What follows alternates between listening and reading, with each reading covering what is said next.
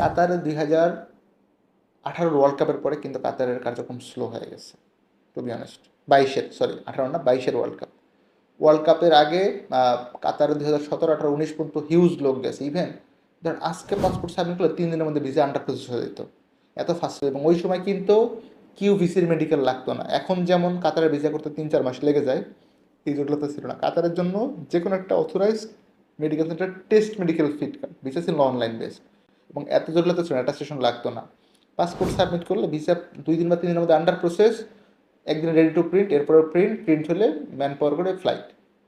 আমার স্পষ্ট মনে আছে আমি তখন মানে হিউজ লোকজনের জন্য কাজ করছি রিগার্ডিং কাতার, এবং ওই সময় কাতার খুব সেফ কান্ট্রি ছিল, লোকজনকে খুব ভালো থাকতো, যেটা এখন সৌদি আরব হচ্ছে। কারণ সৌদি আরবে সামনে ওয়ার্ল্ড কাপ আছে, এই জন্য মোটামুটি লোকের একটা চাহিদা আছে, এবং এটা আরও বেশ কিছুদিন 2030-32 অব্দি একদম নির্ভেজালভাবে থাকবে।